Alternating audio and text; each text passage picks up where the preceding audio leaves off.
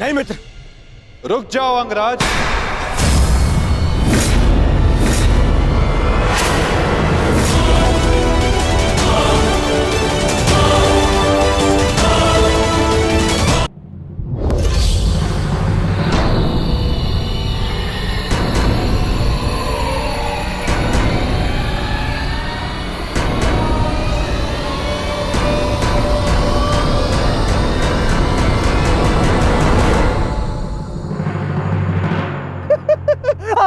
आ गया तू छलिए, आ गया। अंततः वो दिन आ गया कृष्ण, जिसकी वर्षों से मुझे प्रतीक्षा थी। यदि अंत से पूर्व मनुष्य को उसकी भूल का भान हो जाए तो अच्छा ही होता है। अब तो तुम्हें विश्वास हो गया होगा कि वास्तविक वासुदेव कौन है। मैं ही हूं वास्तविक वासुदेव।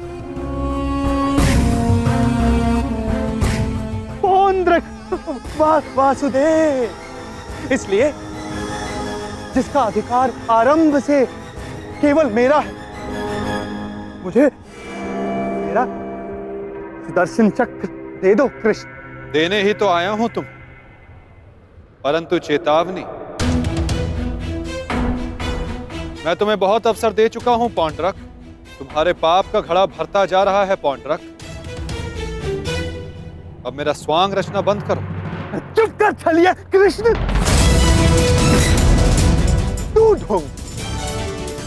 तू छलिया मुझे बताएगा कि अब मुझे क्या करना चाहिए और क्या नहीं। जो तुझे देव मानते हैं ना, वो सब दृष्टिहीन है और बुद्धिहीन भी। परंतु मैं नहीं हूं। अपने सहयोगियों को धैर्य की महिमा समझाओ दुर्योधन। युद्ध प्रारंभ होने में अभी समय शेष है और समय से पूर्व युद्ध को आमंत्रण देना सर्वनाश को आमंत्रित करने के समान होता है दुर्योधन। क्योंकि इस समय मैं अस्त्र ना उठाने के लिए बंधित नहीं हूं। मनुष्य को खाई में गिराने के लिए उसका केवल एक पग पर्याप्त होता है पौंड्रक। अभी अभी मैंने कर्ण को रोककर तुम्हें मृत्यु के मुख में जाने से रोका है। कदाचित तुम्हारा अगला पग तुम्हारा अंत ना रोक पाए पौंड्रक।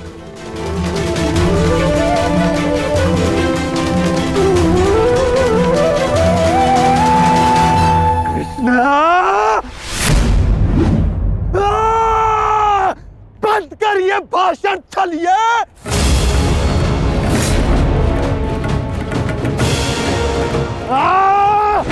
छलिए पाखंडी, आज मैं तेरा अंत करके ही रहूंगा कृष्ण।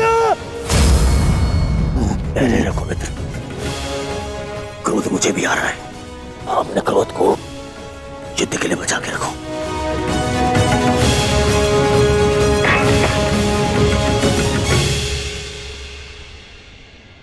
ठीक कहा वासुदेव, युद्ध होगा, परंतु उचित समय पर और उचित स्थान पर। उस महायुद्ध के प्रथम दिवस पर मैं आपको उत्तर अवश्य दूंगा।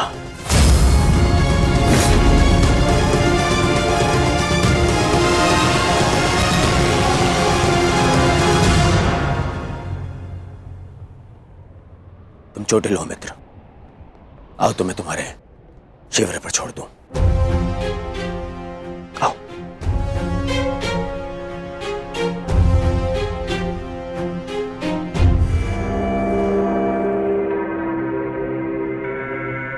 मित्रकर्ण, तुमसे हस्तिनापुर पर भेंट होगी।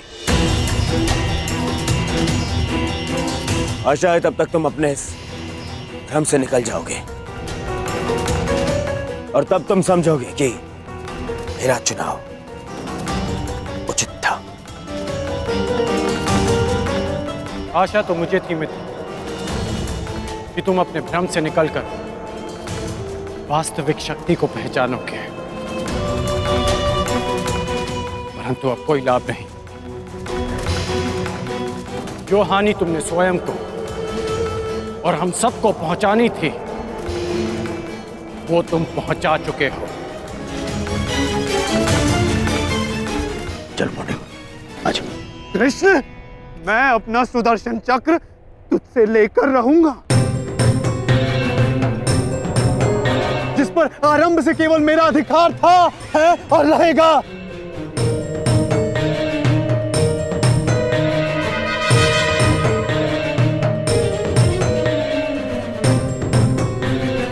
चलो सारथी।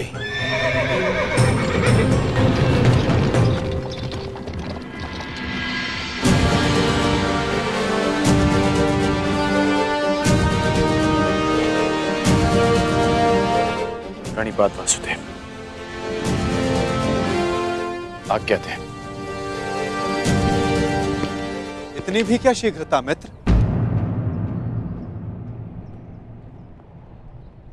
सारथी रह चुका हूं तुम्हारा, आज भी अपने रथी का मन पढ़ सकता है ये नटवर। समझता हूं कि तुम व्यथित हो। क्या अपने मन की बात अपने सारथी से नहीं कहोगे तुम?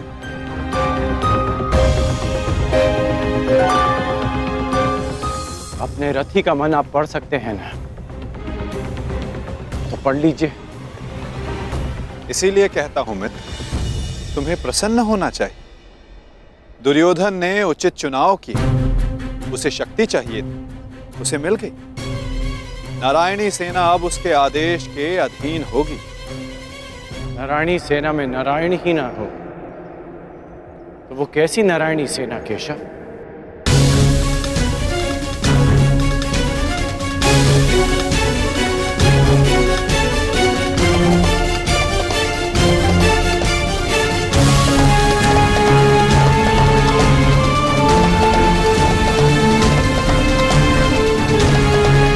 जो दुर्योधन ना पहचान सका वो आप जानते हैं, और उसे मैं भी देख सकता हूं। जिस क्षण उसने आपको त्याग कर सेना को चुना, उसी क्षण उसने विजयश्री थाल में सजाकर पांडवों को भेंट कर दी।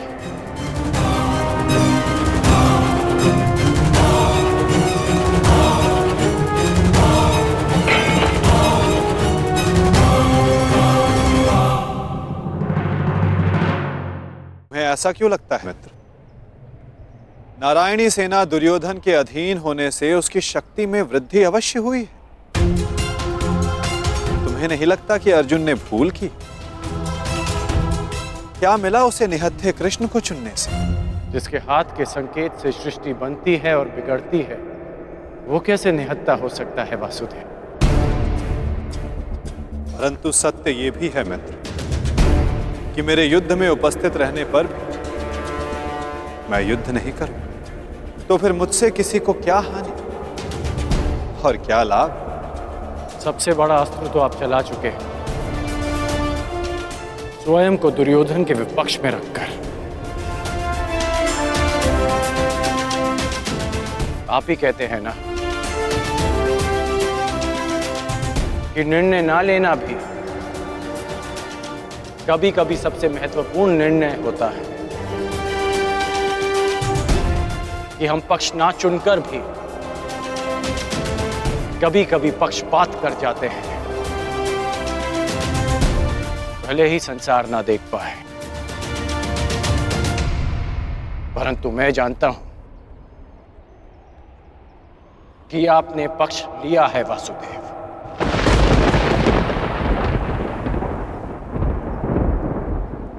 नहीं मित्र, मैं किसी का पक्ष नहीं लेता, ना किसी को चुनता हूं। लोग मुझे चुनते हैं या छोड़ते हैं। मानता हूं कि आपने किसी को नहीं चुना, परंतु आपने दुर्योधन को बाध्य किया कि वो आपको ना चुने। आपने ऐसी परिस्थितियां उत्पन्न की कि वो ही आपको चुने जिसे आप चुनना चाहते हैं।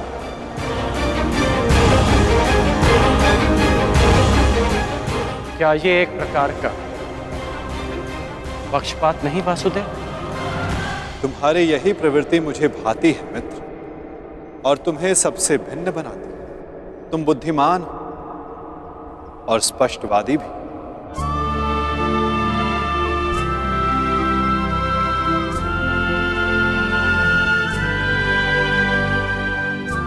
ऐसा होकर भी क्या लाभ वासुदेव, जब मैं आपका साथ ना पा सका।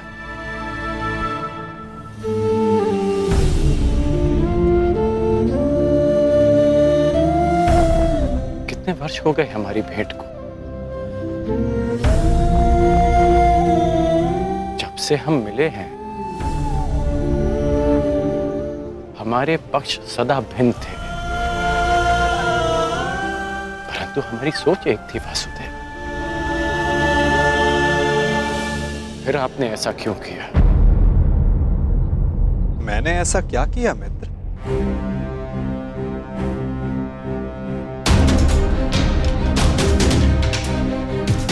आप सब जानते हैं फिर भी ये प्रश्न कर रहे हैं। अब तो मान जाइए कि आप पक्षपाती हैं। कैसा पक्षपात अंगराज? विराट नगर में मैंने कौरवों और पांडवों को समान अवसर दिए कि द्वारका आकर मुझसे पहले जो समर्थन की मांग करेगा मैं उसी का समर्थन करूंगा। विराट नगर में जब आपने वचन दिया, वहां सब उपस्थित थे, परंतु द्वारका में जो घटित हुआ वो केवल दुर्योधन और अर्जुन ही जानते हैं। दुर्योधन को केवल आपने भ्रम दिया और शक्ति दी अर्जुन को।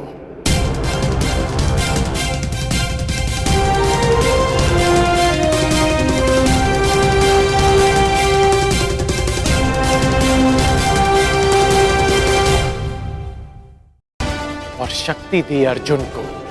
नारायणी सेना को चुनना दुर्योधन का चुनाव था मित्र। मैंने तो उसे केवल विकल्प दिया। अब दुर्योधन ने क्या चुना ये तो उसका निर्णय है। इसमें मैं क्या कर सकता था? आप जो कर सकते थे आपने किया माधव, और उसका परिणाम वही हुआ जो आप चाहते थे।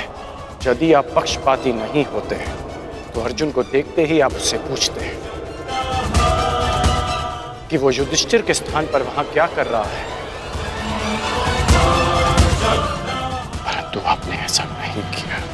यदि तुम दुर्योधन के चुनाव पर निराश हो तो खेल मैंने नहीं, उसके दम, उसके लालच, उसके अहंकार ने खेला है मित्र।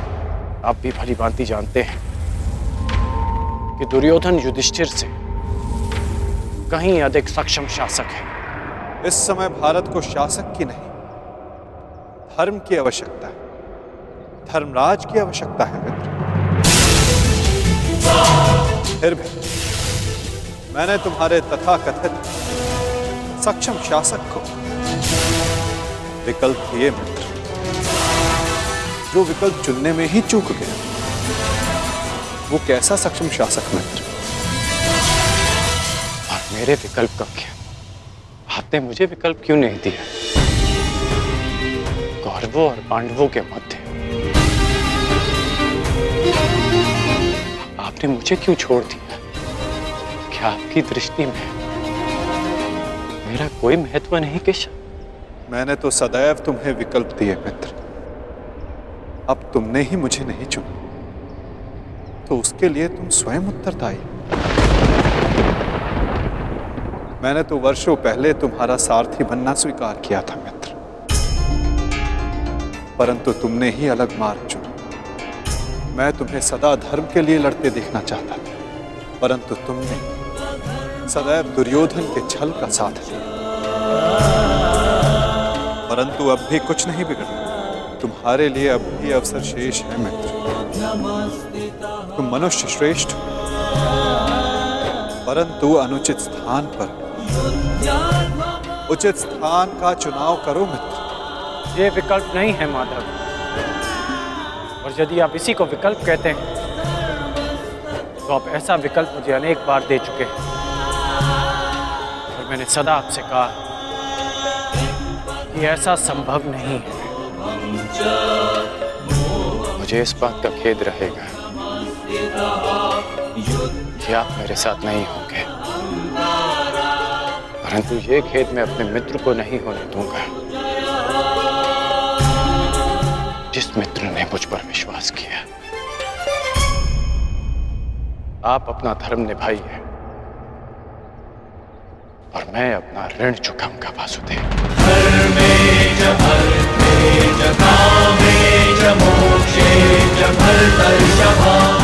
युद्ध में भेंट होगी,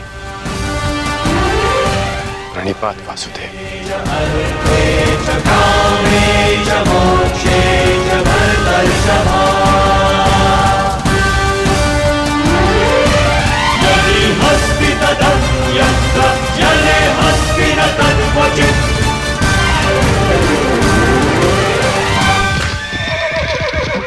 नहीं मित्र, युद्ध से पूर्व हमारी भेंट होगी और मैं तुम्हें एक और अवसर दूंगा। तुम्हें आभास कराऊंगा कि जितना सम्मान तुम्हें चाहिए उससे कहीं अधिक सम्मान के योग्य हो तुम। अगली भेंट में तुम्हारी वास्तविकता से भेंट करवाऊंगा मित्र। तुम्हें ज्ञात होगा कि तुम वास्तव में कौन हो। आशा है कि उस दिन तुम उचित विकल्प चुनोगे मित्र।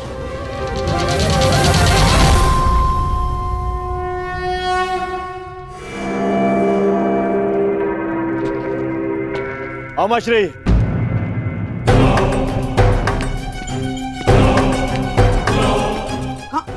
कहाँ थे तुम? मैं कब से तुम्हारी प्रतीक्षा कर रहा हूँ। बताओ क्या हुआ द्वारका में? और उस छलिया के रहते तुमने नारायणी सेना को कैसे अध्ययन किया आपने? हैं? अब बैठिए तो बैठिए। अरे अमाश्री, आज तक आप अपनी चालों से मुझे आश्चर्य में डालते थे, परंतु आज मैंने इतनी बड़ी वजह से आपको और सबको आश्चर्य में डाल दिया।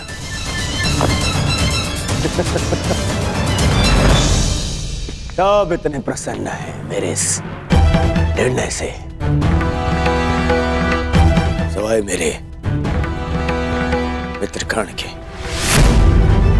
समझ में नहीं आता उसे अभी भी ऐसा क्यों लगता है कि मुझे सेना को छोड़ के उसने हत्ते कृष्ण को चुनना चाहिए था।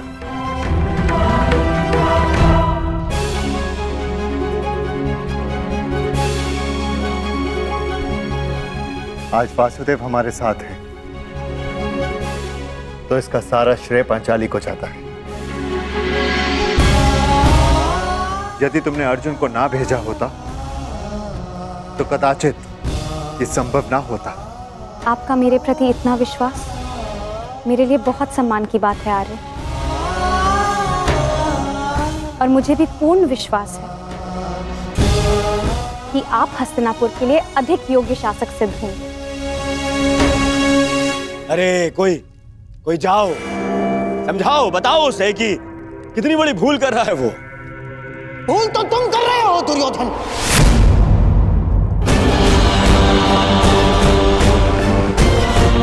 आज पहली बार मैं कर्ण से सहमत हूं। तुम्हें नारायणी सेना के स्थान पर कृष्ण को ही चुनना था। ये क्या कर लिया तुमने? अरे मैंने क्या किया मामाश्री? उस कृष्ण ने वहां वचन दिया कि वो युद्ध में अस्त्र नहीं उठाएगा, तो फिर मैं नारायणी सेना को छोड़कर उसने हत्थे कृष्ण को चुनकर क्या कर लेता? अब हमारे विरुद्ध पूरी नारायणी सेना होगी जो हर प्रकार की व्यूह रचना में निपुण है। हमें अपने सैनिकों को श्रेष्ठ प्रशिक्षण देना होगा। तब तक माधव हमारे साथ है नकुल। हमें किसी बात की चिंता करने की कोई आवश्यकता नहीं। यदि आज वो हमारे पक्ष में होता तो पांडवों के लिए नहीं, आज वो हमारे लिए रणनीति बनाता, हमारे लिए। उसका वास्तविक अस्त्र तो उसकी नीति ही है। वो कृष्ण कोई साधारण मनुष्य नहीं है ना। अरे महामायावी है वो, महामायावी। वो समय को अपने मुताबिक चलाना जानता है, और इतना ही नहीं, वो अपने पक्ष के अनुसार परिस्थितियां भी बदल देता है, समझ गए? इसीलिए हम आरंभ से चाहते थे कि पांडवों से कैसे अलग कर दिया जाए उस छलिए को, परंतु तुमने इतना बड़ा अवसर गवा दिया। क्या किया ये है? क्या कर दिया ये तुमने? अरे समझ में नहीं आता है मुझे, क्यों सब उस कृष्ण से इतना भयभीत हैं? क्यों? कुछ नहीं बिगाड़ पाएगा वो।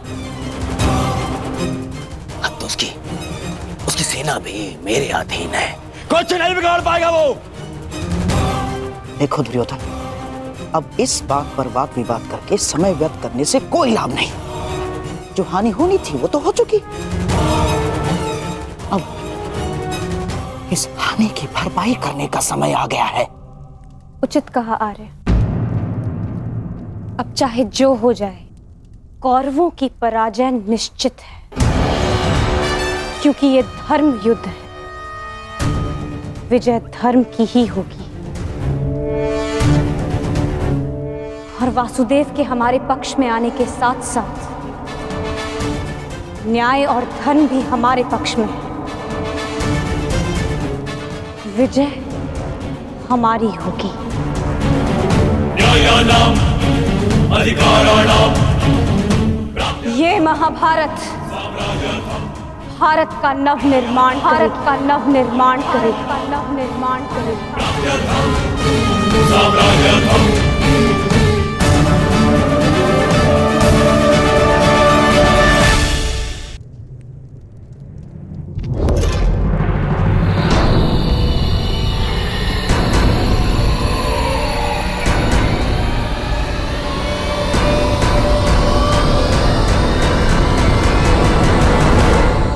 अच्छा हुआ कर्ण, तुम आ गए। हम तुम्हारी प्रतीक्षा कर रहे थे।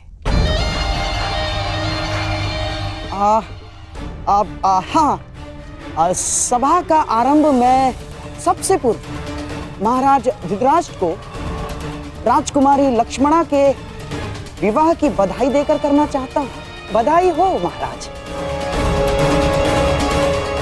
और हाँ, अत्यंत खेद के साथ मुझे ये भी कहना पड़ रहा है कि ये अंतिम शुभ अवसर था जिसमें सारे कुरुकुल ने भाग लिया। हाँ, क्या पता इस युद्ध के पश्चात कौन जीवित रहेगा और कौन नहीं।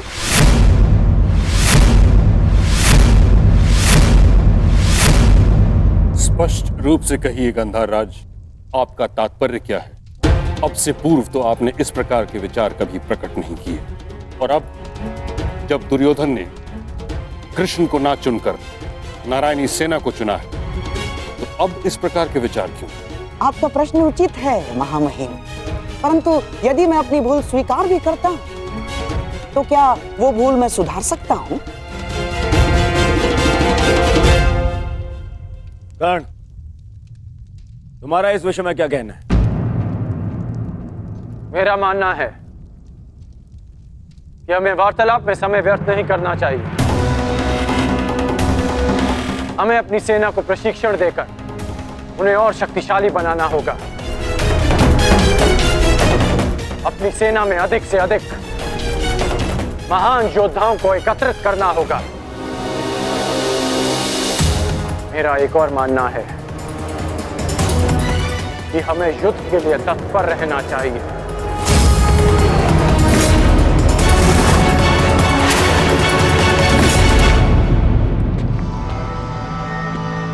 क्या तुम्हें भी यहाँ उपस्थित होने के लिए कहा गया? हाँ भ्राताश्री, मुझे प्रहरी ने निद्रा से उठाकर संदेश दिया कि हमें शीघ्र ही यहाँ उपस्थित होना है। परंतु क्यों और किसके आदेश पे? ये आदेश मैंने दिया है।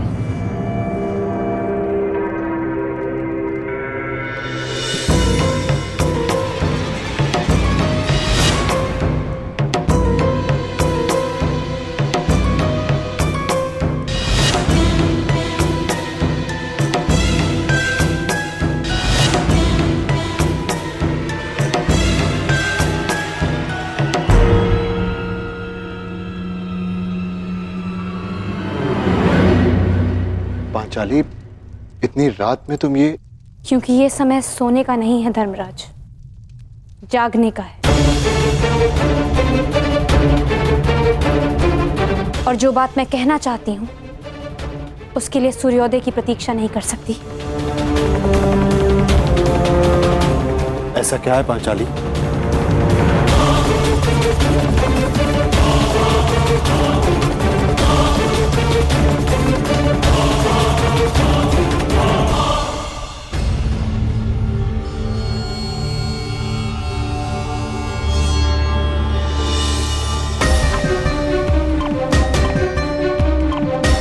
पांचाली, ये तिथि कैसी?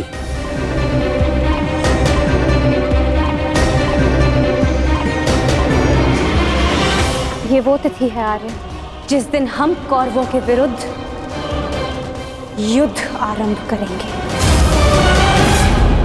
यदि ये युद्ध हुआ तो कितने योद्धा और कितने सैनिक मारे जाएंगे?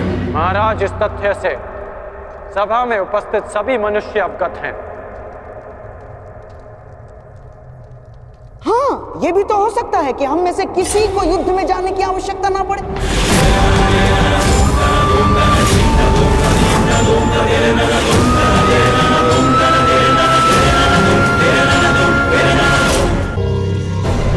महामहिम, जैसे पुराणों में मैंने पढ़ा है कि स्वयं भगवान भी अपने शत्रुओं को एक अंतिम अवसर देते हैं, तो क्या हम अपने शत्रु को अंतिम अवसर नहीं दे सकते? दे सकते हैं ना महामहिम? गांधार राज, युद्ध होना निश्चित है और होकर ही रहेगा। और इसकी उल्टी गिनती प्रारंभ हो चुकी है।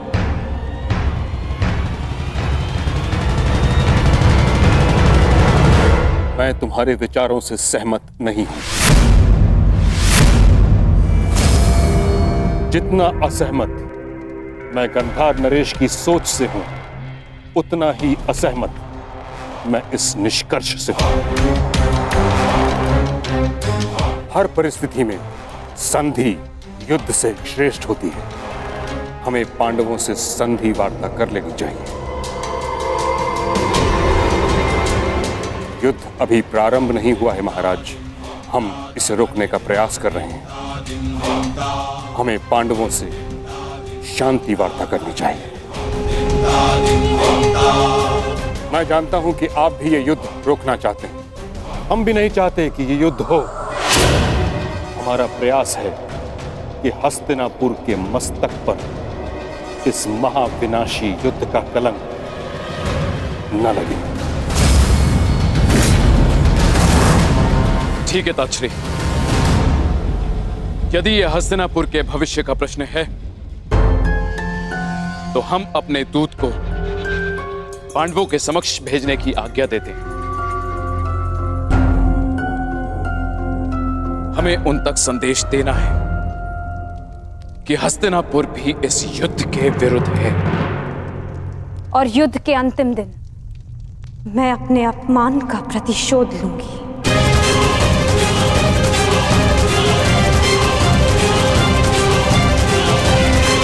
जिस दिन दुर्योधन का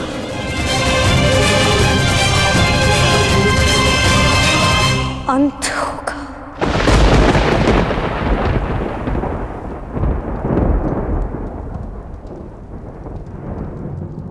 महाराज, ऐसे ये मेरा अंतिम निर्णय है कर्ण।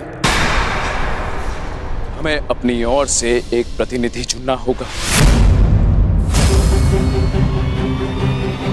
क्या आपके मस्तिष्क में कोई नाम है महाराज? संजय।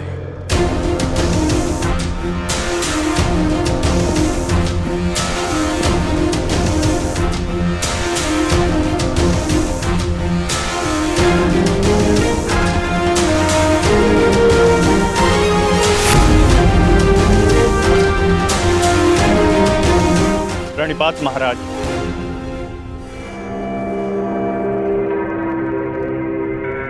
मुझे भी संजय के साथ जाने की आज्ञा दीजिए महाराज। नहीं कर्ण, यह एक अत्यंत संवेदनशील प्रकरण है। हमें योद्धा नहीं, नीति परख मनुष्य चाहिए।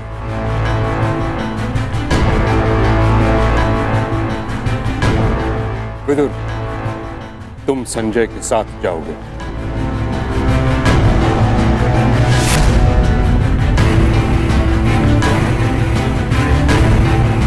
तो ठीक है, विदुर और संजय दोनों हस्तिनापुर की ओर से शांति प्रस्ताव लेकर जाएंगे।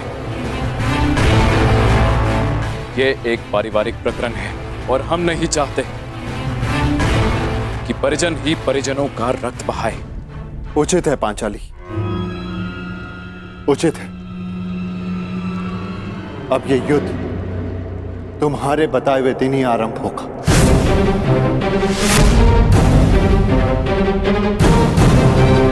और इसका संदेश हम कौरवों तक पहुंचा देंगे।